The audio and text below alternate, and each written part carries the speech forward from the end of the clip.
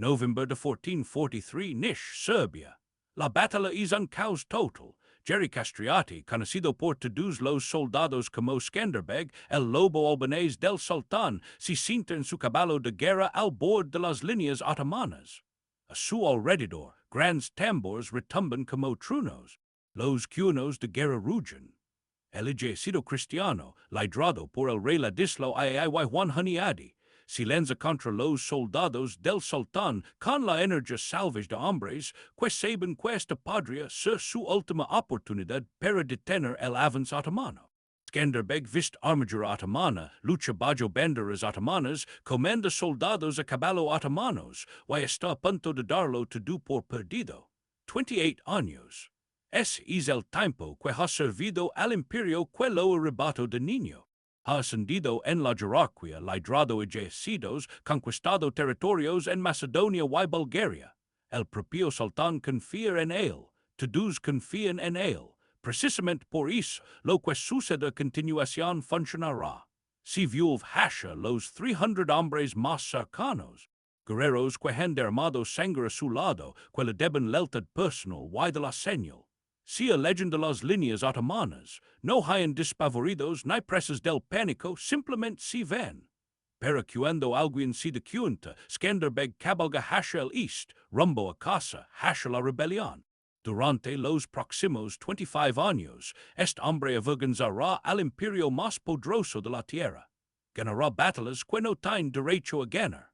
Defenderá una fortaleza que debería que una y otra vez. Convertirá la agreste tierra montañosa de Albania en el cementerio de los sueños otomanos. Pero lo que pasa con historias como esta es que no empiezan con héroes valientes. Empiezan con una decisión irrevocable. Una decisión tomada en el ruido y la sangre de un campo de batalla, donde los imperios se derrumban y los hombres se convierten en leyendas o cadáveres.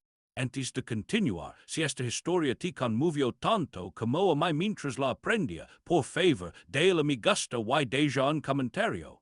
Realmente ayuda a que más gente descubra la historia contada de esta manera. Ahora retrocedemos. Para entender por qué Skanderbeg abandonó a los otomanos en Nish, primero hay que saber cómo lo molderan. Hay que ver al niño antes de que se convirtiera en su arma. Hay que sentir el peso de lo que está a punto de traicionar. Tierras altas de Albania. El niño tiene 10 años cuando su mundo se acaba. George Castriotti se encuentra en el frío patio de piedra de la fortaleza de su padre. El viento otoñal sopla a través de las montañas, trayendo el olor de la nieve que se aproxima. Observa a 3 mensajeros otomanos descender de caballos que parecen demasiado gordos y brillantes para hombres que cabalgaron por senderos montañosos difíciles durante días. Caminan con la seguridad de quienes han dado esta orden muchas veces. Su padre, John Castriotti, está a su lado. John es uno de los señores albaneses más poderosos. Su fortaleza protege importantes pasos de montaña. Su palabra puede convocar ejércitos. Sus amistades impiden que el precario equilibrio de poder en estas montañas se desmorone. Pero nada de eso importa ahora. El mensajero principal abre un papel. El celo del sultán brilla en la tenulas otoñal. Las palabras se leen primero en turco y luego se traducen al albanés. El niño irá a la corte del sultán, no como invitado, como rehén. Como promesa de que su padre se mantendrá el gran gobernante otomano. Así funciona el imperio otomano en los Balcanes. No basta con tomar territorio, también transforman a la gente. Si llevan a los hijos de familias nobles, los crían en el palacio real, les enseñan a pensar como otomanos, a luchar como otomanos, a rezar como otomanos, a soñar como otomanos. Luego los envían de vuelta como líderes, generals y ejecutores de los deseos del sultán. Es inteligente, es astuto. Funciona de maravilla porque estos jóvenes no solo aprenden las costumbres otomanas, se convierten en otomanos. El imperio no tiene que proteger cada castillo, vigilar cada aldea ni aplastar cada pequeña batalla.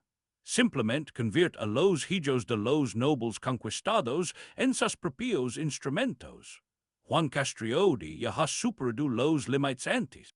Ha rechazado a los recordadores de impuestos otomanos, ha tardado en enviar dinero y ha mantenido más libertad de la que la mayoría de los señores albaneses se atreven. El gran gobernante otomano permite algo de esto. Un enorme imperio que se extiende desde el Danubio hasta el Éufrates espera problemas. Pero hay límites y Juan los ha alcanzado. Ahora debe pagar. El precio es su hijo, su heredero, el niño que llevará el apellido Castriotti. El niño que se sepan que gobernará estas fortalezas, estas amistades, este peligroso poder. George no Laura, creció en fortalezas montañosas donde el invierno mata a los débiles y los enemigos ponen a prueba cada frontera. Laura es para quienes pueden permitírselo. La debilidad puede matar. Ha visto a su padre hablar con señores rivals, resolver viejas disputas familiares, equilibrar las exigencias otomanas con la necesidad de mantener el respeto entre los nobles albaneses. ¿Sabe lo que significa este momento? Se adelanta y besa a la mano de su padre. El acto es formal y definitivo. El rostro de John Permins duró como una piedra, pero su mano tiembla solo un segundo. George se gira hacia los caballos que esperan. No mira atrás. Mirar atrás no cambiará nada. Mirar atrás es para niños que no saben que algunas puertas solo abren en una dirección. El camino a Edern es largo, es polvoriento, es irreversible. Con cada kilómetro, el niño de las montañas albanesas se convierte en algo más, algo que el imperio necesita. Algo que su padre y Albania algún día enfrentarán en el campo de batalla. Edern, la capital otomana, el corazón palpitante de un imperio que abarca 3 continentes. La Escuela Enderun no es una escuela normal con libros y profesores blandos. Es una máquina, un horno ardiente construido para tomar a niños inexpertos, niños cristianos de los Balcanes, el Cáucaso, nobles capturados, los niños más inteligentes encontrados a través del sistema Devshirm, y convertirlos en la clase dominante otomana. Los terrenos del palacio son enormes. Patios dentro de patios, campos de entrenamiento, bibliotecas, mezquitas, cuarteles, jardins donde hombres importantes mantienen conversaciones tranquilas que deciden el futuro de tierras enteras. Las lecciones son constantes. Primero, los idiomas. El turco, porque es la lengua de las órdenes, el gobierno y la corte del sultán. El persa, porque es la lengua de la polla, la comunicación cuidadosa entre países y la alta cultura. El árabe, porque es la lengua del Corán, la ley islámica y las ideas religiosas que mantienen unido al imperio. No basta con hablar un poco. Dominio total. Leerás informes militares en turco, firmarás tratados en persa y explicarás la ley islámica en árabe. El imperio es enorme, con muchos pueblos y idiomas. Sus líderes deben trabajar a la perfección en todos sus ámbitos. Luego viene el entrenamiento de guerra. El arco compuesto, hecho de madera, cuno y pegamento, capaz de atravesar armaduras a una distancia mayor que la de los arcos europeos. El sable quillage curvo, diseñado para cargas a caballo. Su curvatura le permite cortar terriblemente a caballo, habilidad con la lanza, manejo del escudo. Pero las armas son solo herramientas. Las verdaderas lecciones están en la táctica. Las costumbres de los guerreros a caballo turcos, perfeccionadas durante siglos, como fingir, huida y engañar al enemigo para que caiga en una trampa mortal, como usar el terreno, como combinar las alas de los caballos con un sólido centro de soldados de infantería, como observar la línea enemiga y encontrar el punto débil. Luego, la religión, el Corán estudiado línea por línea. La ley islámica, sus reglas, cómo funciona, cómo se puede flexibilizar. El imperio no es solo un ejército. Es una gran sociedad que afirma cumplir la voluntad de Dios en la tierra. Para servirlo correctamente, hay que comprender no solo cómo lucha, sino también por qué existe. Por último, viene el gobierno. Como gobernar una tierra donde se hablan 5 idiomas y 3 religiones conviven en conflicto. Como recaudar impuestos sin provocar una revuelta. Como impartir justicia que mantenga la paz y respete las costumbres locales. Como encontrar talento y eliminar el peligro. George Castriotti lo absorbed to do. No solo es bueno sino exceptional. Otros chicos tienen dificultades con las reglas árabes. George las domina. Ellos tropezan con las tácticas de equitación. Él las ejecuta a la perfección. Recuerdan los versículos del Corán. Él comprende su significado para el gobierno y la ley. Los maestros se dan cuenta. Siempre se fijan en el talento. Todo el sistema está diseñado para encontrar y desarrollar las mejores mentes, sin importar dónde nacieron. Pero, sobre todo, el Sultan Murad II lo nota. Murad no es un luchador religioso a ultranza.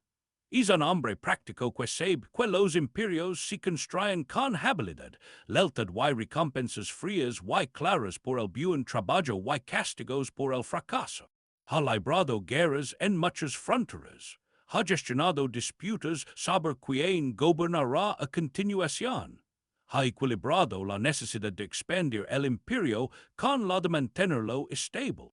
Él ve algo en el chico albanés. Una mente aguda, un liderazgo natural, un don para el mando que no se puede enseñar, solo cultivar. A sus 20 pocos años, Georgia lidera unidades de caballería, librando campañas en Anatolia contra grupos turcos rivals y combatiendo en los Balcans contra los ejércitos serbio y húngaro. Recibe tierras Timor en Macedonia y Bulgaria. No son simples regalos. Son muestras de auténtica confianza y alto rango. En algún momento de aquellos años, entre el humo del campo de batalla y las silenciosas oraciones en las mezquitas del ejército, alguien le puso un apodo. Skanderbeg, Lord Alejandro. En honor a Alejandro Magno, el conquistador macedonio que construyó un imperio desde el Mediterráneo hasta la India, que nunca perdió una batalla y se convirtió en leyenda. Si supan que es un elogio a sus ingeniosas tácticas, su firme liderazgo y sus victorias. Más tarde, parecerá una broma pesada. Mientras George Castriotti lidera los ejércitos otomanos en Anatolia, su padre los combate en Albania. John Castriotti es a su bandera, reúne sus hombres y se niega a enviar tributos. No es un gran discurso de libertad. Es una maniobra de poder local para recuperar parte de la libertad que los funcionarios otomanos le han arrebatado poco a poco. Lucha durante meses, manchen sus fortalezas en las montañas. Pierde. La respuesta otomana es cuidadosa y firme. No lo matan. Eso lo convertiría en un héroe y tal vez desencadenaría una batalla mayor. En cambio, le quitan sus tierras poco a poco, le quitan el poder, colocan soldados turcos en sus fortalezas y lo convierten de un señor fuerte en un nombre sin poder. Lo intenta de nuevo. El mismo plan, la misma esperanza de que otros señores albaneses sean de que llegue la ayuda húngara, de que los otomanos estén ocupados en otros asuntos. El mismo resultado. Más territorio perdido, más poder perdido, más soldados otomanos en las fortalezas de Castriotti. Y en ambas ocasiones su hijo no es nada. George Castriotti, ahora un respetado oficial otomano, al que se le confían ejércitos y territorios, se mantiene leal al imperio que lo capturó. No se une la lucha de su padre, no envía ayuda secreta, ni siquiera se cuella. Porque los escritos antiguos no lo dicen. La historia de ello es vacío y se siente pesado, quizás sea un pensamiento práctico. George ha visto lo que les sucede a los rebeldes que fracasan. Probablemente ha ayudado a aplastarlos. Sabe que la maquinaria de guerra otomana reduce la resistencia a polvo. Las luchas de su padre son inútiles desde el principio. Quizás lo tenga en la mente y el corazón. Tras 18 años en la Escuela Enderun. 18 años de enseñanza otomana, batallas otomanas, vida otomana, quizá la lucha de su padre pesca la última batalla de un mundo, viejo que ya no encaja. Quizás realmente crea que el camino del imperio es mayor, y que la libertad local albense la pesca pequeña y antiquada. O tal vez, solo tal vez, está esperando el momento perfecto, una oportunidad real, una grieta en la armadura del imperio lo suficientemente grande como para que una rebelión pueda triunfar. Su padre lucha desde la ira, el orgullo y la negativa a aceptar menos. George está aprendiendo a pensar como un imperio, while los imperios se mueven con planes cuidadosos, no con sentimientos. El plan cambia. November de 1443. El Imperio Otomano se resquebraja, no se desmorona, es demasiado fuerte y está demasiado bien dirigido para eso. Pero se resquebraja bajo el ataque de muchos bandos a la vez. En el este, grupos turcos rivals ponen a prueba las fronteras. En Anatolia, los gobernantes locales luchan por el poder. Y en los Balcans, un ejército cristiano se está uniendo. El rey Ladislao III de Polonia y Hungría, con la ayuda del gran comandante Juan Hunyadi, ha iniciado una cruzada. El peligro es enorme. Si los cristianos se abren paso y aplastan el poder otomano en los Balcans, las tierras del imperio en Europa podrían caer. Las rutas comerciales se cerrarían. El respeto desaparecería. La gente bajo el dominio otomano se rebelaría. El Sultan Murad II convoca a todos los líderes de confianza, a todas las unidades experimentadas. Lo mejor del poder otomano marcha al encuentro de los cristianos en Nish, en lo que hoy es el sur de Serbia. Skanderbeg está al frente de soldados a caballo, con armadura otomana, luchando bajo banderas otomanas. Pero algo es diferente ahora. Quizás son noticias de Albania sobre la creciente ira contra el dominio otomano. Sobre señores que recuerdan viejas amistades. Sobre gente cansada de impuestos elevados y soldados forzados. Quizás si la oportunidad que vi. Los ejércitos otomanos desplegándose con la mirada puesta en el peligro húngaro todo volcado en esta gran batalla. Quizás si más simple. Quizás después de 28 años sirviendo al imperio que lo robó, algo en su interior finalmente se quiebra. O finalmente se aclara. Si cuál sea el motivo, Skanderbeg decide incluso antes de que comience la batalla, abandonará a los otomanos, pero sin un plan y solo una forma lenta de morir. Necesita más que escapar. Necesita una base sólida, un símbolo, una fortaleza cuya captura le diga a cada señor albanés, a cada líder de aldea, a cada guerrero de montaña que el apellido Castriotti ha regresado. Que el dominio otomano ya no es total. Que contraatacar es posible, necesita Kruja. La fortaleza se encuentra en el centro de Albania. Protege pasos de montaña y rutas comerciales, junto con una fuerte guarnición otomana. Tomarla mediante un ataque directo con 300 hombres es imposible. Por lo tanto, no usará la fuerza. Recurrirá a la astucia. La batalla de Nish es un caos salvaje. Los ejércitos cristiano y otomano se enfrentan con el temor de hombres que saben que esta lucha podría marcar los Balcans durante años. Cargas a caballo, soldados de infantería que se desmoronan bajo presión, arqueros disparando oladas de flechas, cuernos de guerra intentando dar órdenes entre el ruido. En medio del caos, Skanderbeg y sus 300 hombres simplemente se marchan. No hay presas del pánico. No se dispersan. Se alejan de las líneas otomanas como soldados entrenados que ejecutan un movimiento planificado. Pero cuando los líderes otomanos se dan cuenta de que la unidad de caballería de Skanderbeg ha desaparecido, y se han ido. Skanderbeg gira su caballo hacia el este, rumbo a las montañas albanesas hacia su hogar. Los 300 hombres que lo acompañan han sido cuidadosamente seleccionados. Combatientes que han luchado a su lado durante años. Hombres cuya lealtad es hacia él, no solo hacia el sultán. Soldados que confían más en sus decisiones que en las banderas del imperio. Cabalgan rápido. Cada hora perdida aumenta la probabilidad de que las tropas otomanas los persigan y los atrapen. Cada kilómetro hacia Albania es un kilómetro hacia la seguridad. Pero la seguridad no es el objetivo. El objetivo es Kruja.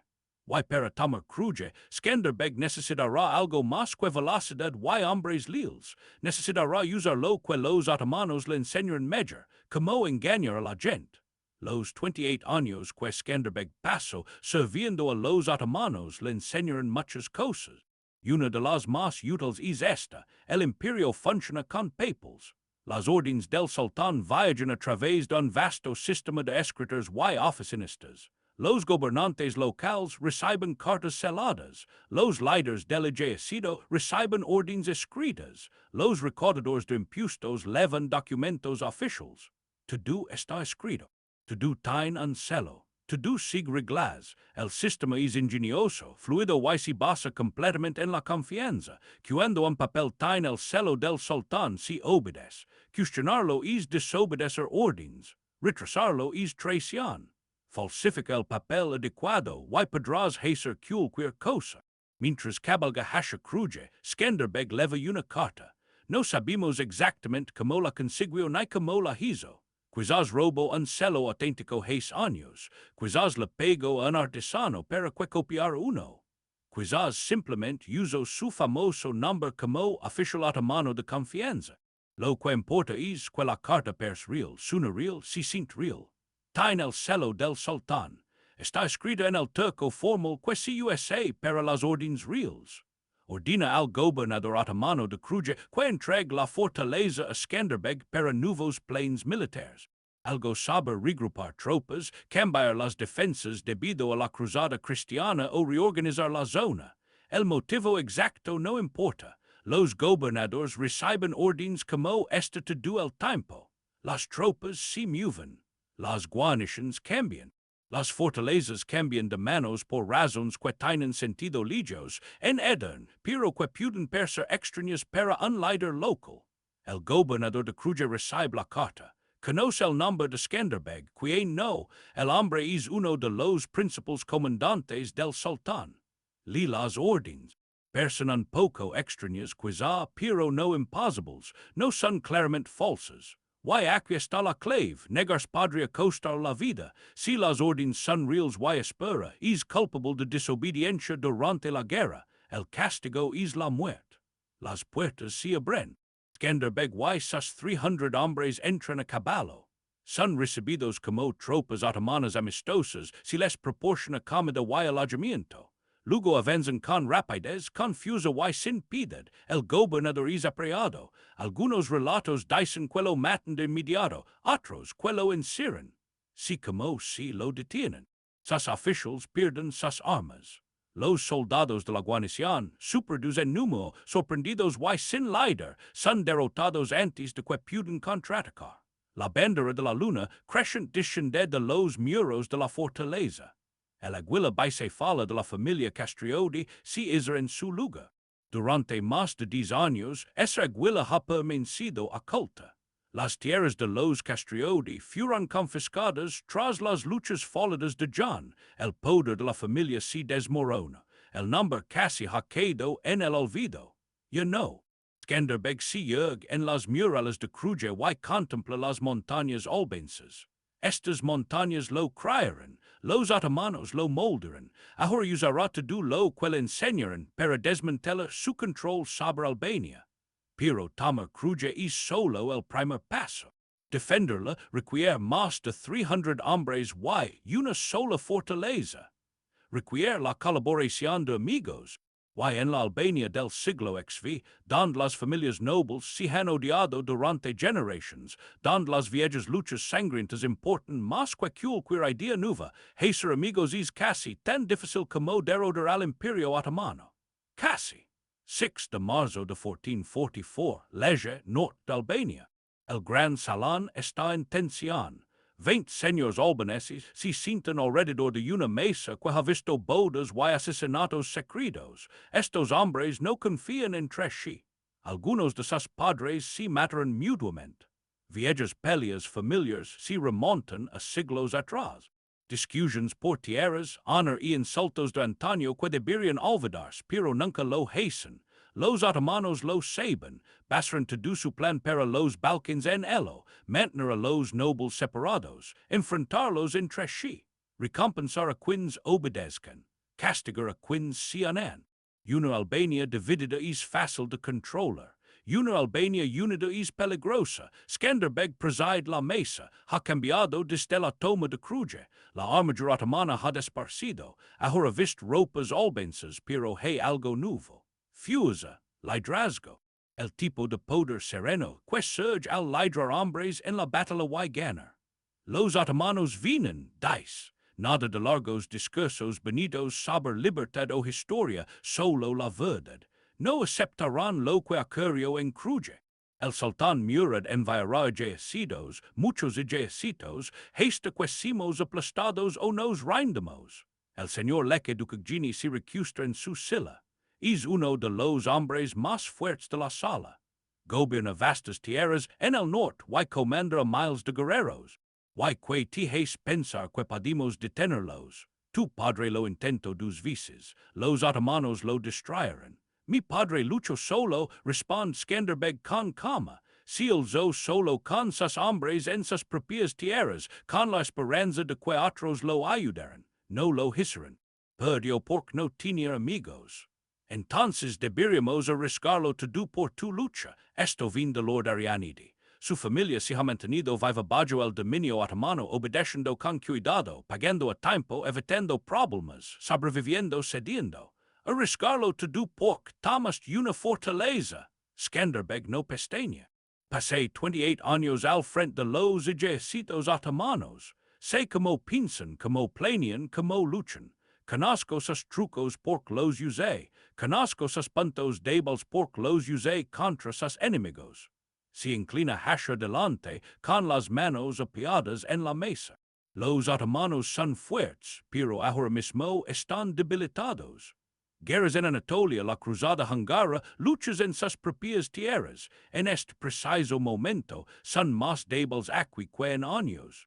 Si luchamos juntos, si usamos nuestras fuerzas como una sola, si usamos las montañas y la tierra que conocemos mejor que cualquier líder otomano, podemos hacerles mucho daño. Hacer que Albania sea demasiado costosa de mantener. ¿Y cuándo vendrán? Pregunta Lord Zaharia. Cuando Murad traiga 0 hombres.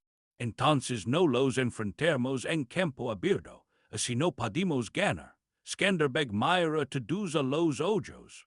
Luchamos la guerra que nuestras montañas nos permiten, ataques sorpresa, golpes rápidos y desaparición, y una sólida defensa de fortaleza. Hacemos que cada kilómetro de tierra albanesa les cueste sangre, oro y tiempo. Les hacemos preguntar si vale la pena conservar este país. Silencio, el señor Musaka habla primero. Nos estás pidiendo que apostemos todo a tu habilidad contra un imperio. No, niega Skanderbeg con la cabeza. Les pido que apuesten por las montañas albanesas, el conocimiento que tienen los albaneses de estas tierras y los ejércitos otomanos demasiado dispersos. Solo soy el líder que sabe cómo convertir todo eso en soldados otomanos muertos. Más silencio. Entonces Lord Stefan Siarnajvik, un noble serbio cuyas tierras colindan con Albania, habla. Si hacemos esto lo haremos de igual a igual, y una liga no su ejército privado. De acuerdo, de Skanderbeg al instante. Una liga, liderazgo compartido, suministros compartidos, decisions importantes compartidas. Y si alguien rompe la liga? Dais Dukagjini con voz dura. Y si alguien se leva el dinero otomano y nos traiciona, entonces los tratamos como a cualquier otro enemigo. Skanderbeg no explica más, no lo necesita. El voto no implica que todos digan sí. Nunca lo es con los señores albaneses. Pero hay suficientes que dicen sí. Hay suficientes que ven la oportunidad o temen quedar solos cuando llegue la respuesta otomana. Nes la Liga de Lezhë, una alianza militar, un grupo político. Skanderbeg es elegido comandante en jefe. En teoría, debe consultar al Consejo de los antes de tomar decisiones importantes. En una guerra real, cuando los ejércitos otomanos marchan, no hay tiempo para largas conversaciones. Al salir del salón, Skanderbeg sabe que esta alianza es débil. Si basa más en el miedo compartido que en la verdadera amistad. Los otomanos intentarán romperla con dinero, promesas de tierras y títulos, amenazas a sus familias y recordatorios de viejos odios. Algunos de estos señores lo traicionarán. Es seguro. La única pregunta es cuándo y si lo verá venir. Pero por ahora, en este momento, Albania tiene algo que no ha tenido en su memoria, unidad. Y eso tendrá que bastar, porque los otomanos están leyendo. Junio de 1444. El ejército de Alip Pasha avanza por territorio albanés como una lenta y gigantesca olada. 30. 0 hombres, soldados a caballo, infantería, arqueros, carros de abastecimiento kilométricos, máquinas de asedio por si los rebeldes se ocultaban en fortalezas. No se trata de una rápida incursión de castigo. Es un ejército enviado para aniquilarlos. Los informes ligan a Escandinavia. Exploradores otomanos exploran senderos de montaña, grupos de avanzada queman aldeas que se cree ayudan a los rebeldes. El mensaje es claro, renderse o ser destruidos. Skanderbeg reúne su ejército en un campo llamado Torvioll. 15. 0 hombres, todo lo que la liga puede traer rápidamente. 80 soldados a caballo, giants albaneses y serbios que conocen estas montañas como sus propias manos, y 7. 0 soldados de infantería y una mezcla de combatientes entrenados y hombres locales que nunca han librado una gran batalla junto a veteranos de muchas guerras. Los números son malos, 2 contra 1, en una batalla abierta hizo sul decidirlo todo. Pero Skanderbeg no planea una batalla abierta. Pasó días estudiando este val, 4 kilómetros de ancho, colinas a ambos lados, tan estrecho que el ejército más grande de Alip Pasha se convierte en un problema. No puede desplegar a todos sus hombres a la vez. Las filas de atrás simplemente esperarán, incapaces de ayudar, viendo morir a sus amigos. 28 de junio, noche, el campamento albanés está tranquilo. Los soldados descansan, han comido bien, Skanderbeg se encargó de ello, encontrando dinero para buena comida. Los hombres hambrientos y cansados se desmoronan con facilidad. Los hombres saciados y descansados se mantienen firmes. Sacerdotes ortodoxos recorren el campamento dando la comunión y confesando. Los sacerdotes católicos hacen lo mismo. Esta noche la religión no los divide. Esta noche todos son albaneses enfrentándose a un ejército otomano. A pocos kilómetros, el campamento otomano celebra con entusiasmo. El vino fluye, los tambores suenan, los soldados ríen, seguros de la victoria mañana. ¿Por qué no? Superan en número a los rebeldes 2 a 1. Tienen mayores armas, más experiencia y el apoyo del imperio más poderoso de la zona. Esta rebelión terminará al atardecer. 29 de junio amensa. Los albaneses se alinean en media luna, una formación de batalla otomana que Skanderbeg conoce bien por haber liderado a sus soldados a caballo. Soldados de infantería a los lados, firmes y fuertes. Arqueros y soldados de infantería lideros en el centro, la zona más débil. Y ocultos tras las colinas, fuera de la vista de los exploradores otomanos, 60 soldados a caballo esperan. 3 a la izquierda, 3 a la derecha, ocultos, listos, mortals. Alip Pasha vi la línea albanesa y sonri. El centro pers débil. No hay soldados a caballo para approacharlo, solo soldados de infantería que persan débiles y inseguros. Envía sus soldados a caballo al frente. 30 giants otomanos cruzan el val con estruendo. El suelo tiembla.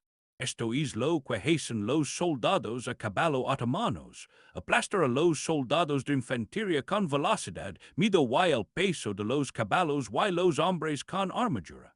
El centro albanés se prepara. Los escudos se alzan. Las lanzas apuntan hacia adelante. Los oficiales gritan órdenes que se pierden en el rugido de los cascos.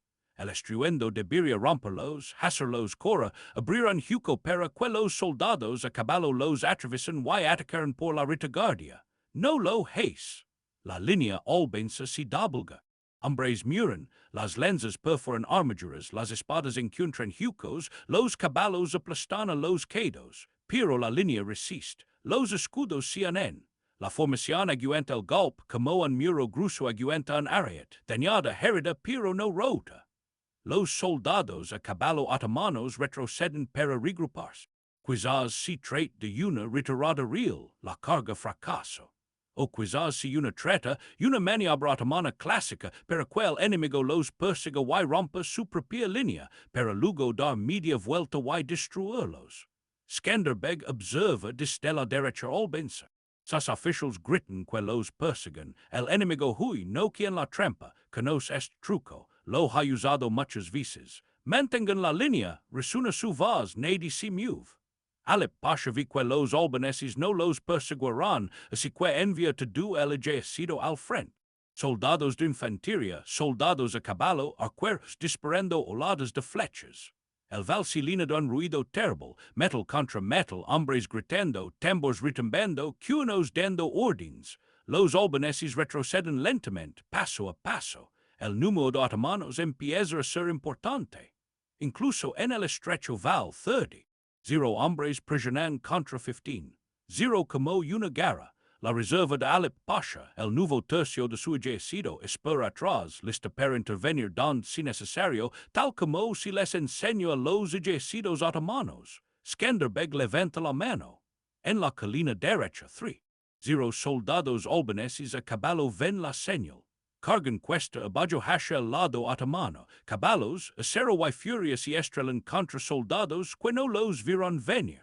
El lado derecho otomano se quiebra. Hombres miran antes de saber que les golpeó. Con el pánico. Alip Pasha reacciona con rapidez. Es un líder hábil, por eso lo eligió el sultán. Distribuye parte de su reserva para afrontar el nuevo peligro. Las unidades de caballería se apresuran a luchar contra los gigantes albaneses. Aguantan por los pilos. Fue entonces cuando el ala izquierda atacó. 3.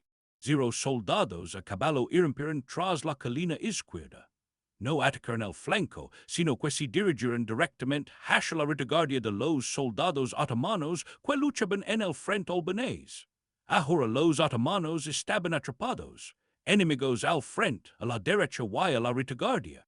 La reserva que se suponía debía salvar la situación está dividida y lucha en dos bandos. El val se convierte en una trampa mortal. Soldados otomanos atrapados entre numerosos enemigos. No hay espacio para moverse en el estrecho espacio. Los oficiales gritan órdenes contradictorias. Las unidades se desintegran. Los hombres luchan solos en lugar de unidos. Los soldados albaneses a caballo, ahora libres tras romper la reserva, se returnan. Cargan contra la retaguardia del ejército otomano principal. Rodeo total. Los otomanos están acorralados, atacados por todos lados, luchando con miedo en lugar de entrenamiento. You know, es una batalla, es una masacre. Al final entreten, 0 y 20, 0 soldados otomanos han muerto. El recuento exacto se pierde en el caos. Algunos escritos antiguos hablan de 12, 0, otros de 20, 0. Las pérdidas de Skanderbeg son inferiores a 5-0. Alip Pasha escapa con lo que queda de su ejército, quizás un tercio del que tenía al principio. Hayan en desorden, dejando atrás armas, suministros y heridos. El Val de Torvioll está empapado de sangre, y todo el mundo balcánico se entra. Esta rebelión no es un problema local menor. No terminará en un verano. Albania acaba de derrotar y avergonzar a uno de los mayores líderes del sultán. Utilizó planes de batalla otomanos contra un ejército otomano. Convirtió a menos hombres en una fuerza victoriosa. La noticia viajó a todas las cortes reales, desde Venecia hasta Buda y Constantinopla. Skanderbeg es peligroso. Skanderbeg recorre el campo de batalla después. Hay cadáveres por todas partes, la mayoría otomanos, pero también muchos albaneses. Hombres que despertaron esa mañana, comieron, rezaron, lucharon y murieron. 5-0 de ellos. Según las reglas del ejército, es un buen intercambio. 5 enemigos muertos por cada uno de los nuestros es asombroso. Generals de toda la historia estarían orgullosos. Pero los números sobre el papel no muestran lo que realmente significan. 5-0 muertos. 5-0 familias que descubrirán que sus hijos, hermanos y padres nunca volverán a casa. 5-0 granjas sin trabajadores. 5-0 asientos vacíos en mesas, camas y reuniones de pueblos. Albania no puede seguir perdiendo hombres de esta manera. El país entero tiene solo unos pocos cientos de miles de habitantes. Cada hombre que mura aquí no puede ser reemplazado como las pérdidas otomanas. El imperio se extiende desde el mar Adriático hasta la frontera persa. Pueden reclutar nuevos soldados de Anatolia, los Balkans, tierras que pagan tributo. Pierden 20. 0 en Torvioll reclutan 30. 0 para la próxima batalla, Albania no tiene esas cifras, estas frías matemáticas pesan sobre Skanderbeg mientras camina entre los muertos, juegano de una manera brillante que será estudiada durante años. Pero está luchando contra un imperio. Why los imperios no necesitan victorias brillantes, solo necesitan perdurar más tiempo del que tú puedes. Aún así, no tiene sentido pensar solo en el futuro lejano. Ahora mismo, la Liga de Lezhë tiene tiempo para respirar. El ejército destrozado de Alip Pasha de regruparse y explicar al sultán cómo poder encontrar una fuerza menor.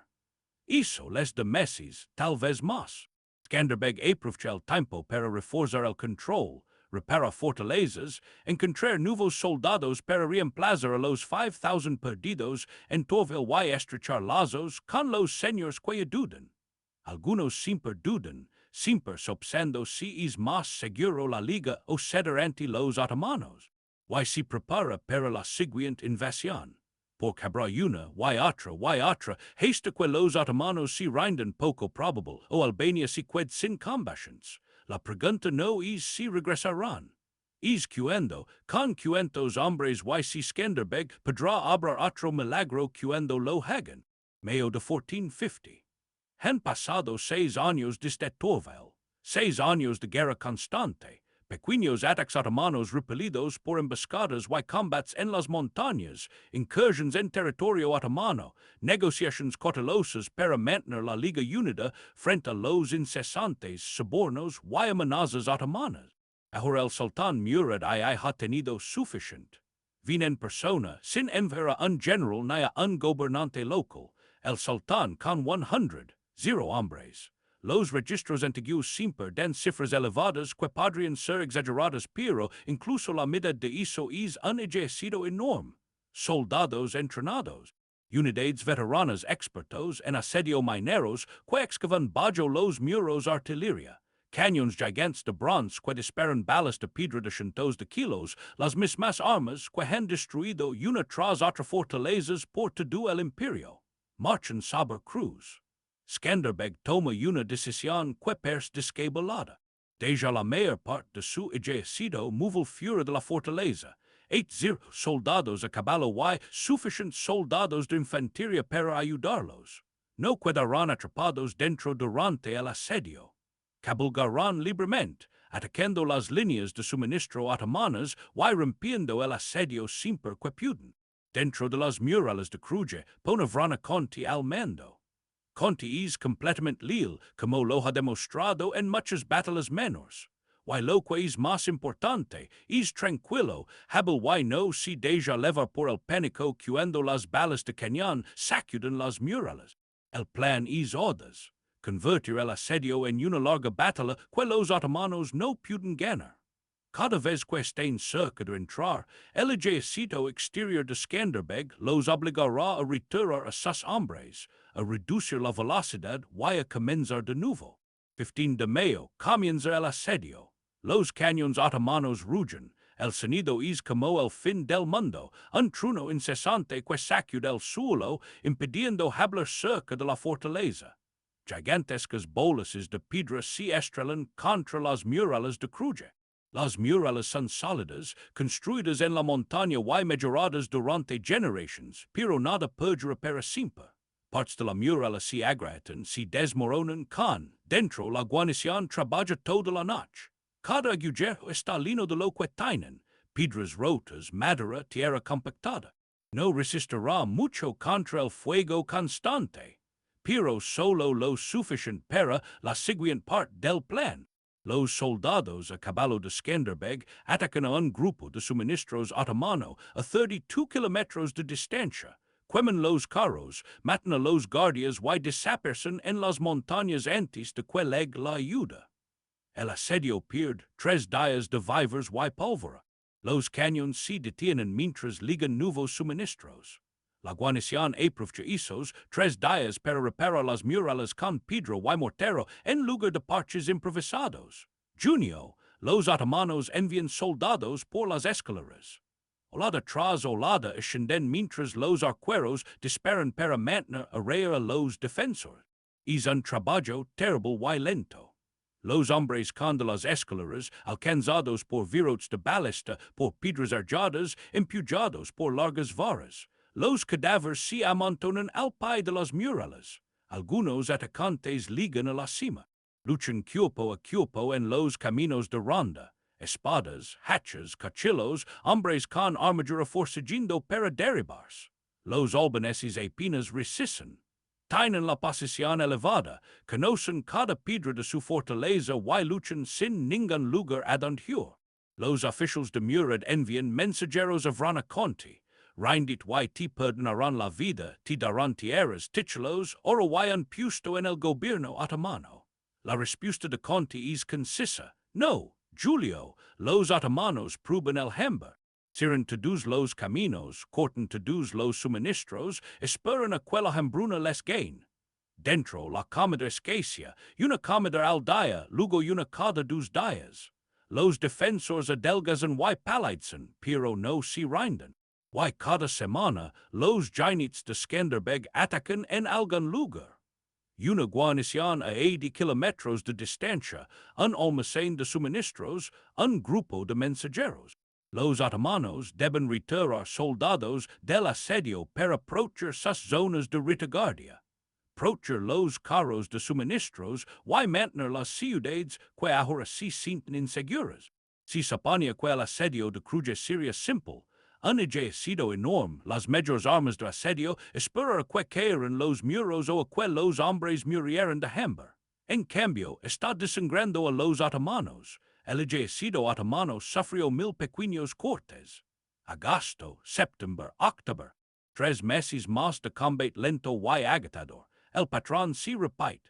Disparos de cañones, muros crujen, la guarnición se reconstruye, es alto, los grupos suben, los defensores los hacen retroceder, la caballería de Skanderbeg incursiona en otro lugar, los otomanos retiran sus fuerzas. El asedio se ralentiza. Es un impasse que le está costando a Murad más de lo que puede pagar. No en soldados, tiene muchos, pero con el tiempo, con honor, en el mensaje que lega cada rincón del imperio. Una pequeña fortaleza en Albania se enfrenta al mismísimo Sultán. Noviembre. Se acerca el invierno.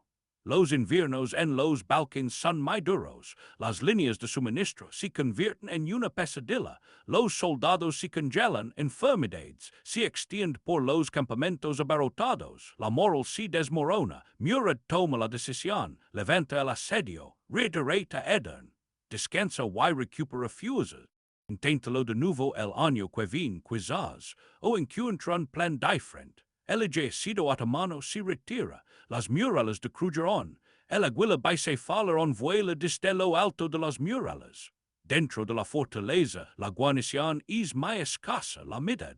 Hambrientos, agotados, pero vivos. Verona Conti observa cómo desaparece el ejército otomano. A lo lejos y se permite sentir un instante que podría ser esperanzador. Luego ordena que reparen los muros, el camino correcto. Porque los otomanos volverán, siempre vuelven y la próxima vez. Los defensores podrían no tener la suerte de resistir más tiempo que ellos. Diciembre de 1450. El Sultán Murad I mura, no en batalla, no de manera dramática, solo el lento decaimiento de un cuerpo que ha soportado el peso de un imperio durante 30 años. Ha luchado. Guerras en 4 bandos al mismo tiempo. Rebeliones aplastadas a prisión otomana, se adentro más en Europa que cualquier sultán anterior, y murió sin tomar Kruja, su hijo toma el trono. Mehmed el 21 años, brillante, despiadado, obsesionado, pero no con Albania. Mehmed ha soñado con Constantinopla desde niño. Gran ciudad, el último vestigio del Imperio Romano, el premio que se les ha escapado a los sultanes otomanos durante generaciones. Murallas que han perdurado durante 1000 años, y una conquista que engrandecería su nombre para siempre. Albania es un problema secundario persistente y molesto, pero aún así, no es el principal.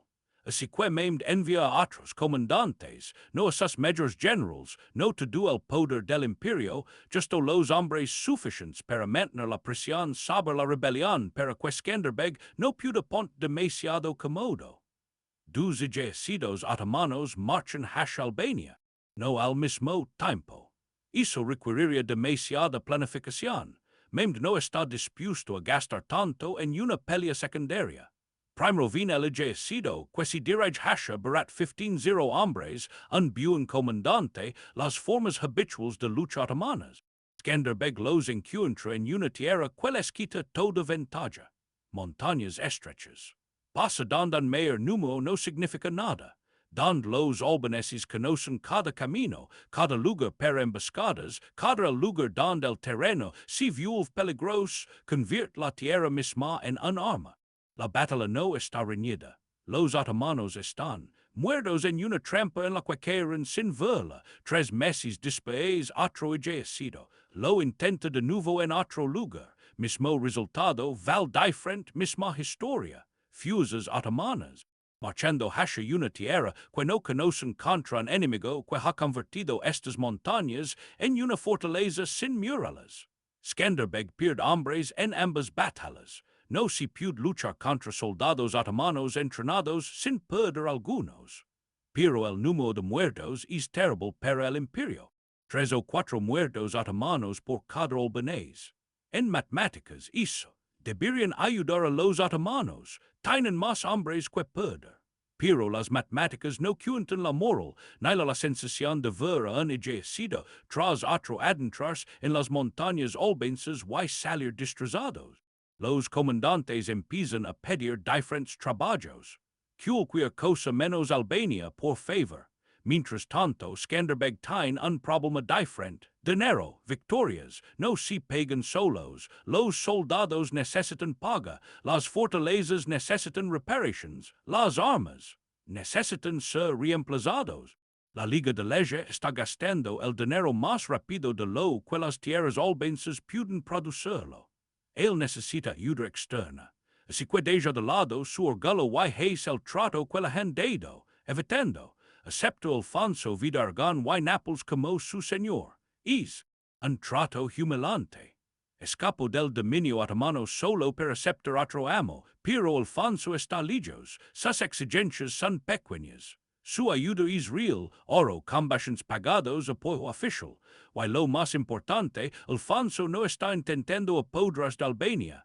Él solo quiere un amigo que mantenga ocupados a los ejércitos otomanos y les impida amenazar las tierras italianas. Es un acuerdo frío, práctico y necesario. Skanderbeg firma el papel y utiliza el oro para reconstruir su cansado ejército. Porque Constantinopla está a punto de caer. Y cuando eso ocurra, Mehmed recordará los asuntos pendientes en los Balcanes. Constantinopla ha desaparecido, ha caído. Tras 57 días de asedio, los cañones de Mehmed rompieron el cerco teodosiano. Murallas que protegieron la ciudad durante 1000 años. El último emperador romano murió luchando en las murallas. La gran ciudad ahora es otomana. Mehmed es ahora Mehmed el Conquistador. Y el tiene es hora de Albania otra vez, pero Skanderbeg ataca primero. La ciudad de Berat se encuentra en sur de Albania, está en poder de los otomanos. Es importante. Controla zonas clave. Carreteras entre tierras albanesas y las líneas de suministro otomanas. La guarnición es pequeño, quizás 30 soldados. Los muros están bien, pero number demasiado fuerte. Skanderbeg lega con 0 hombres. Las cifras son sencillas. Ataca rápido y contundente. Toma la ciudad antes de que llegue la ayuda. Toma una importante fortaleza otomana. El asedio comienza en agosto. Las fuerzas albanesas rodean Berat. Cortan las líneas de suministro. Probando las perds en busca de puntos débiles. Entonces Skanderbeg comete su error. Él se siente demasiado seguro de sí mismo. La guarnición está claramente superada en número. No salen a luchar. Simplemente se quedan dentro, esperando. Esto un asedio que terminará con ellos rindiéndose en semanas. Así que Skanderbeg se va. Hay otras cosas que lo necesitan. Siempre los hay. La Liga necesita diálogo y gestión. Otras fortalezas necesitan vigilancia. Las noticias de Venecia indican que los ejércitos otomanos se están moviendo y podrían necesitar una respuesta. Deja el asedio a sus oficials, hombres de bien, soldados experimentados, pero no son Skanderbeg. Number. Tiene 28 años de entrenamiento en el ejército otomano. No conoce las costumbres otomanas como él.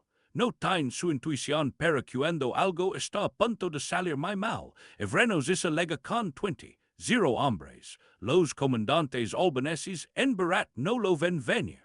Hasta que si demasiado tarde. Los exploradores otomanos son muy buenos en su trabajo. Evrenos USA todos los trucos que conoce, noticias falsas, caminos ocultos, marchas rápidas para acercar sin, dando tiempo a los albaneses para prepararse. Cuando su ejército apers, la fuerza de asedio albanesa es atrapada, completamente por sorpresa. Están preparados para atacar una ciudad, no para luchar contra un ejército que vino a ayudarla. Sus provisions están preparadas para un asedio prolongado, no para una batalla rápida. Pánico, si propaga, los mensajes ligan a Skanderbeg, regresa con todos los soldados que puede. Reunens. Recorre el terreno en tiempo récord, empujando a los caballos y hombres con todas sus fuerzas. Lega justo cuando Evrenos está atacando a las fuerzas albanesas, la legada de Skanderbeg calma el ambiente, sus tropas se unen, forman buenas líneas de batalla. Repelieron los primeros ataques de Evrenos, pero la ventaja se esfumó. El ejército albanés, conmocionado, los hombres miran rápidamente y la guarnición de Barat, viendo una oportunidad, ha salido a sumarse al ataque de Evrenos. Ahora los albaneses están atrapados entre dos ejércitos. Skanderbeg toma la decisión. Retirarse. Es la decisión correcta por el momento. Si se quedan y luchan, corren el riesgo de perderlo todo. Si se retiran, pierden el asedio pero salvan al ejército. Si retiran, no es una situación terrible. Derrota. La mayoría de los soldados albaneses sobreviven. Si retiran en orden, librando pequeñas batallas a sus espaldas. Para evitar que Evrenos convirtiera la retirada en un desastre total, pero es una derrota de todos modos. El primer ejército otomano claro. Victoria contra el ejército de Skanderbeg en Años, y los otomanos la aprovechan. La noticia se extiende por todo el imperio. El rebelde albanés puede ser derrotado. Él no es invencible. Si lo presionas lo suficiente, lo atrapas cuando no está listo, sangre como cualquiera. Y lo que es más importante, de courage a los comandantes otomanos. Evrenos acaba de demostrar que luchar contra Skanderbeg number siempre significa perder. La guerra comienza una nueva etapa más peligrosa. 2 de septiembre de 1457, los otomanos vienen con todo, 65, 0 hombres al mando de Evrenos B. Ha demostrado que puede vencer a Skanderbeg, lo hizo en Barat. Ahora viene a terminar el trabajo. No es un ejército de asedio, es un ejército de campaña credo para encontrar a las fuerzas albanesas y destruirlas en batalla abierta. Y la alianza de Skanderbeg es desintegrándose. La Liga de Lezhë siempre fue débil. Ahora sí está desmoronando. El señor Musaka ha tomado dinero otomano y retiro a sus hombres. Lord Arianidi no está seguro, no lo han traicionado, pero ya nadie confía en él. Los espías venecianos susurran promesas a otros señores. Hasta un lado, deja que los otomanos aplastan a Skanderbeg y obtendrán sus tierras. Skanderbeg se une, 10 hombres, eso es todo, quizás 12, 0 si cuentas a los hombres que toma de las fortalezas, dejando esos lugares con muy pocos defensores. Un sexto del tamaño del ejército que vin hachar él, sus oficiales quieren retirarse. Retroceden a Kruja, que los otomanos se cansan atacando fortalezas, no arriscan todo en una batalla abierta contra un número imposible. Pero Skanderbeg ve algo que ellos no ven. El ejército otomano es enorme, 65 hombres. Eso requiere trenes de suministro muy largos y una planificación rigurosa y tiempo de preparación. Son potentes, pero también lentos y pesados. Atácalos antes de que estén listos y su tamaño se convierte en un problema. Sus exploradores dicen que el ejército otomano está acampando cerca de Albulena. Han marchado es difícil llegar. los soldados están cansados, están descansando, planeando prepararse mañana para una batalla real. Si Evrenos está seguro de sí mismo, porque no lo estaría, venció a Skanderbeg en Berat. Tain. Muchos más hombres. La batalla de mañana es solo una formalidad. Skanderbeg no espera al mañana, 2 de septiembre al amanecer, las fuses albanenses. Atacar el campamento otomano al amanecer, no ataques pequeños ni simplemente molestarlos. Un ataque completo con todos los hombres de Skanderbeg. Sorpresa total, otomano. Los soldados agarran sus armas a toda prisa. Los oficiales gritan órdenes que no concuerdan. Las unidades intentan formar líneas sin saber dónde está el enemigo ni cuántos son. El campamento gira, en total confusión. La caballería albanesa, 4-0 giants, avanza a través del frente otomano. Position. Atacan tiendas de mando, áreas de suministro, cualquier cosa que parece importante. El objetivo no es librar una batalla larga, es impedir que los otomanos la formen. A continuación viene la infantería. 6-0 soldados de infantería albaneses avanzando juntos. Son. Los superban en número 6-1, pero en el caos del campamento, los grupos pequeños importan más. 10 albaneses alrededor de 3 soldados otomanos que no encuentran a sus amigos. 15 albaneses atacan una zona de abastecimiento custodiada por 5 hombres confundidos. Evrenos es un buen comandante. Intenta poner orden, reunir a sus tropas, forma verdaderas líneas de batalla, pero necesita tiempo y Skanderbeg no se loda. Los arqueros albaneses disparan contra los oficiales otomanos, contra cualquiera que dé órdenes, contra cualquiera que intente organizarse. El plan es cortar la cabeza, matar a los líderes y el ejército se convierte en una multitud. Partes del campamento otomano comienzan. Los soldados hayan hacia atrás lejos del combate, no están cobardes, están solos, sin líderes y no saben qué más hacer. La huida se extiende como el fuego. Pánico atrapa rápido.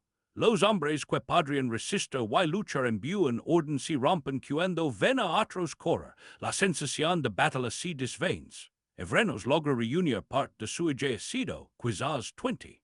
0 soldados en un punto defensivo en un terreno más alto. Organizados ahora, listos para luchar de la manera correcta. Pero es demasiado tarde. El resto de su ejército está disperso, hayendo muerto o capturado, y Skanderbeg no va a atacar una fuerte defensa. Lugar en terreno elevado con 0 hombres. Ha conseguido lo que quería. Las fuerzas albanesas se retiran. Ordenadas como profesionales, han cumplido con su tarea. El campo de batalla está lleno de cadáveres, más de 20. 0 soldados otomanos han muerto, no todos. Luchando, muchos murieron en el pánico, pisotados por sus propios hombres o muertos corriendo por tierras que no conocían. Armas, armaduras, carros de suministros, todo cuido atrás. Los albaneses pasaron los 2 días siguientes levando las cosas capturadas, suficiente para equipar a varios miles de soldados más. Evrenos se retira con lo que queda de su ejército, tal vez 40. 0 hombres son vivos, pero la mitad de ellos están destrozados en espíritu, heridos o algo así. Temen no poder luchar bien. La noticia de Albulena se extiende por toda Europa. 10-0 albaneses. Acaba de destruir un ejército 6 veces mayor. No escondiéndose en fortalezas, ni usando buena tierra, sino ataque y sincronización perfecta. En Venecia, los líderes hablan de enviar más ayuda a Skanderbeg. En Buda, los líderes húngaros hablan de iniciar nuevas alianzas contra los otomanos. En Roma, el Papa elogia al campeón de Cristo que frena al enemigo. Y en Edirne, el Sultan Mehmed I recibe el informe del desastre. No mata Evrenos. El comandante no hizo nada malo en el plan. Simplemente fue derrotado por un hombre que entendía las costumbres otomanas. Mejor que la mayoría de los generales otomanos. Pero Mehmed ahora entiende algo importante. Albania no querrá anti-ataques normales, no mientras Skanderbeg esté vivo, no con su habilidad para convertir las fortalezas otomanas en debilidades. Esto requerirá paciencia, dinero y un plan para aceptar. Pequeñas pérdidas ahora para una gran victoria después. el Imperio put hacerlo, memtine guerras en Anatolia luchas con Venecia, plains en los Balkans que considera. Albania put espera, pero no esperará, para siempre. Los años se convierten en un patrón, invasión, victoria, paz breve, invasión, de nuevo. Un ejército otomano cruza Albania, 12-0 hombres, son cuidadosos, esta vez, nada de marchas rápidas, nada de pensar que será fácil, avanzaron lentamente, buscando una oportunidad para combatir a Skanderbeg en terreno firme. No la encontraron, fusas albanesas. Molestarlos todo el tiempo, atacar las líneas de suministro, emboscar a los exploradores, apercer, golpear, desaparecer en las montañas, los otomanos no los siguen. Después de 3 meses sin hacer nada y perdiendo hombres lentamente, el comandante otomano se retira. Más tarde, otro ejército otomano, más grande, quizás 20. 0 hombres, Skanderbeg se encuentra con ellos en una montaña. Paso, la batalla es muy dura, lucha cuerpo a cuerpo en un terreno tan accidentado que los caballos no ayudan mucho. Son solo soldados de infantería que luchan contra soldados de infantería. Ambos los equipos pierden muchos hombres. Los albaneses ganan por poco, pero los otomanos. La retirada se convierte en huida, while la huida en una matanza como caballos albaneses. Persiguieron a los soldados que huyen durante kilómetros. 12-0 bajas otomanas, 12-0 bajas albanesas. 3-0. Los números todavía pueden funcionar por ahora, pero el ahora no dura para siempre. A finales de 1462, Skanderbeg ataca primero, cruza hacia el Imperio Otomano, Macedonia con 8-0 hombres, no para tomar y mantener territorio, no tiene suficientes hombres para eso, solo para saquear, para demostrar. Otomanos que han podido atacar. 3 ejércitos otomanos intentan atraparlo, cada uno cuenta con entre 10, 0 y 15. 0 hombres, soldados, cada uno está seguro de que puede atrapar a los invasores albaneses y acabar con ellos. Esto, Skanderbeg vence a los 3 en peleas separadas en 6 semanas. El USA la tierra, USA la velocidad, USA el hecho de que los ejércitos otomanos sigan estables reglas mientras cambia de planes al ver lo que sucede. La tercera batalla no es tan complicada, incluso una pelea. El comandante otomano ve venir las fuerzas de Skanderbeg y ordena una retirada rápida. Mejor salvar al ejército que añadir más cadáveres. Paz más o menos los otomanos necesitan. Un respiro, mem tiene otras cosas que hacer, guerras con Venecia, planes en los Balkans, arreglar asuntos internos del imperio, si firma un tratado. Skanderbeg dejará de saquear territorio otomano. Los otomanos permitirán que Albania se libre dentro de ciertas fronteras. Dura 6 meses. El Papa Pío ha pedido una cruzada, un nuevo gran intento de expulsar a los otomanos de Europa. Es el mismo llamado que se ha hecho muchas veces. Antes, pero Pío lo dice en serio. Está poniendo su nombre detrás. Skanderbeg dice que sí. Rompe el tratado de paz y marcha sobre Macedonia. Sus fuerzas arden. Los otomanos abastecen los puestos, atacan ciudades con soldados, distraen puentes y carreteras. El plan es causar problemas detrás de las líneas otomanas mientras los ejércitos cruzados atacan desde Hungría y Venecia avanza. Del mar, pero Pío muere en agosto, que muerto mientras se prepara. Para lidrar la cruzada él mismo, sin él todo se desmorona. Los señores húngaros pierden interlocutores. Venecia ya no está segura. Las promesas de oro y soldados desaparecen. Skanderbeg se cuidó con el territorio otomano bajo su control, con un ejército de 8, 0 hombres y sin ayuda. Podría irse a casa, probablemente debería irse a casa. En cambio, decide que la incursión sea importante. Septiembre de 1463. La ciudad de Ohrid se encuentra en Macedonia, una gran fortaleza otomana, 15-0 defensores al mando de Sheremit Bey. Enormes murales, puestos de abastecimiento más importante, es el centro de operaciones del ejército otomano en esta zona. Skanderbeg tiene 10, 0 hombres insuficientes. Atacar las murales no es suficiente para un verdadero asedio, por lo que tampoco lo intenta. Sus fuerzas ligan a Ohrid a campo abierto, sin escondites ni trucos, acampan, donde la ciudad puede verlos, empieza a construir herramientas de asedio, arrayets, escaleras, cubiertas. el tipo de cosas que significa que planean un largo asedio. Es to do un espectáculo para una sola persona. Sheremet Bey, Skanderbeg envía un pequeño grupo, 500 hombres, para saquear las tierras alrededor de Ohrid. Queman grañas, si levan animals, atacan los carros de suministros que van a la ciudad. Son ruidosos, fáciles de ver, pero no muy cuidadosos a propósito. Dentro de Ohrid, Sheremet observa esta terrible incursión y piensa lo que cualquiera pensaría. Skanderbeg es, en problemas, la cruzada fracaso. Está atrapado en tierra otomana con un pequeño ejército. Está intentando salvar algo antes de tener que correr a casa. Sheremet reúne a sus oficiales. El albanés está débil. Su ejército está dividido. La mayoría finge atacarnos. Un pequeño grupo de exalto ataca nuestros suministros. Tenemos más hombres, sí. Salahor podemos aplastar a sus exaltantes y luego atacar a su ejército principal mientras están molestos. Uno de sus oficiales dice, si es una trampa, Sheremet piensa en esto.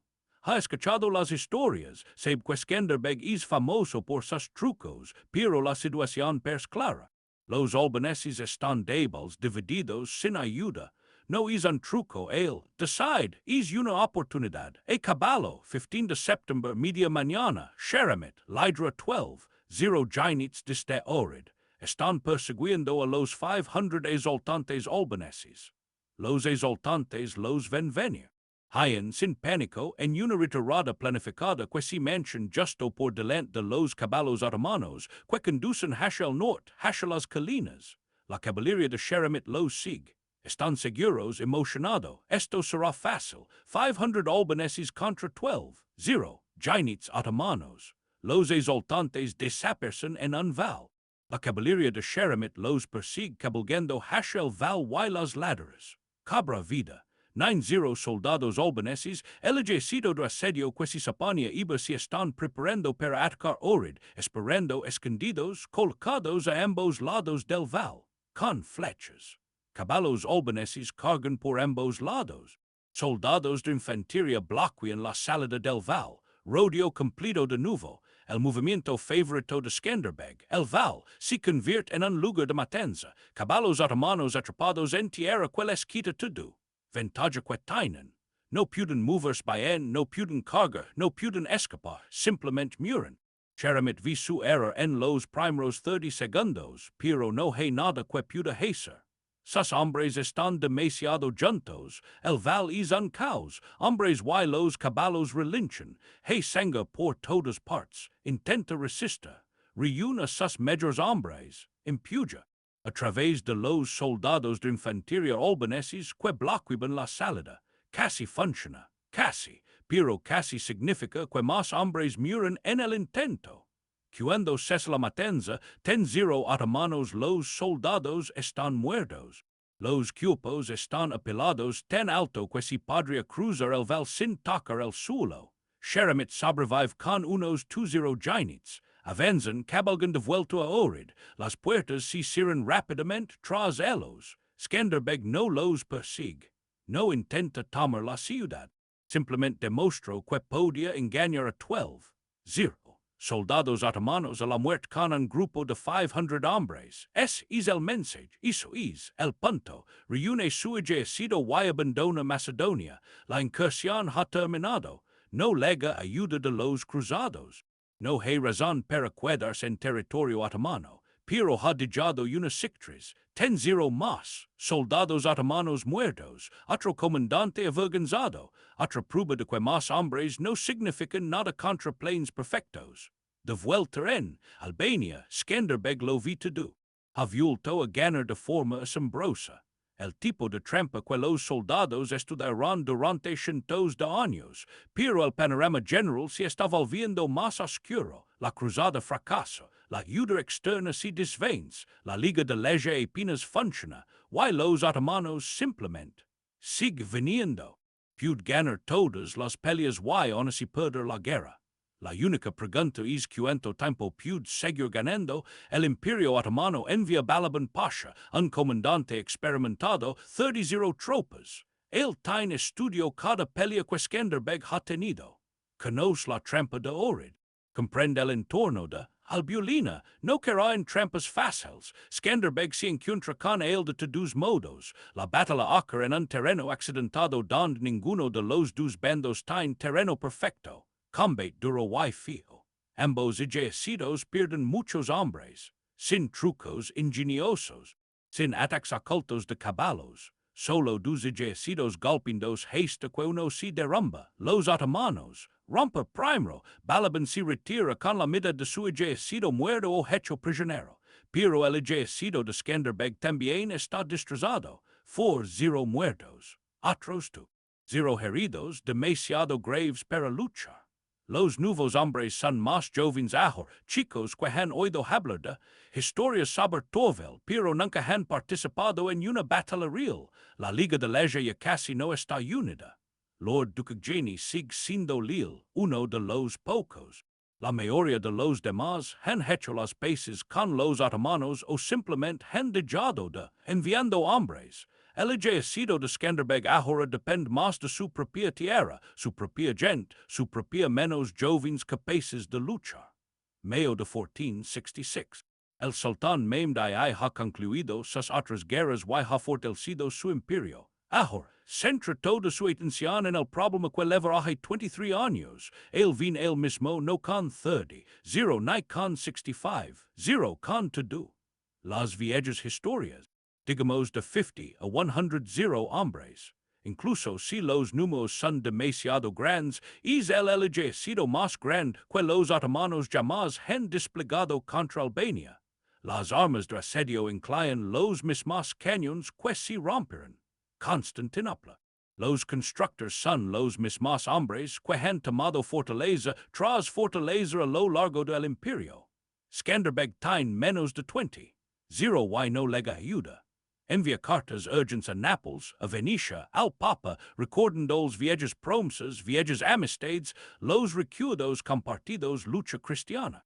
Nápoles envia palabras amables, pero no soldados. Venecia está haciendo paz separada con los otomanos y no la arriesgará por Albania. El Papa ofrece oraciones. Skanderbeg se enfrenta a la el ejército otomano más grande jamás enviado contra él, con solo una pequeña parte de sus mayores fuerzas y sin ayuda externa. Mehmed asedia Kruja de nuevo. Es como 1450 pero peor. Los cañones son más grandes. El ejército otomano sabe más. Y las fuerzas exteriores de Skanderbeg son demasiado débiles para molestarse. El asedio como lo hicieron hace 16 años. Lo intentan. Caballos albaneses atacan a los otomanos. Líneas de suministro, queman lo que pueden, matan a quien pueden, pero los suministros otomanos son demasiado fuertes, están demasiado bien resguardados. Las incursiones son como picaduras de insectos en un elefante. La fortaleza resiste durante el verano y el otoño. Las murallas reciben golpes que deberían reducirlas a polvo. La guarnición vive con cada vez menos comida, luego con casi nada, luego con lo que encuentran. Invierno, vin. Mehmed no se va esta vez, ha aprendido, está listo. Su ejército, tiene comida de invierno y lugares cálidos. El asedio continúa con nieve y frío. Enero de 1467, Mehmed finalmente retrocede, no porque Kruja haya caído, no fue así la fortaleza. Sigue en pie. Pero Mehmed ha hecho algo mayor. Ha dejado atrás una línea de fortalezas por toda Albania Oriental, oficinas otomanas, trámites, recaudadores de impuestos, guarnición, pueblos. Albania se está asfixiando lentamente, la tierra se está reduciendo, los suministros, se acaban las tropas, la gente está agotada, otro asedio. Un ejército otomano más pequeño. Esta vez, no toman Kruja, pero no es necesario, solo prisionan mantienen a Skanderbeg ocupado. Esperando las vejas y las bajas lentas para hacer lo que los grandes ejércitos no pudieron. Skanderbeg tiene 62 años, todavía monta caballo en la batalla, todavía. Planeando ataques, pero está cansado. Todos lo puden ver. 24 años de casi guerra constante, cientos de batallas y pequeñas peleas, miles de decisiones rápidas, el peso de mantener una alianza rota por su propia voluntad. Enero de 1468, el comienza la fiebre. 17 de enero de 1468. Lezhë.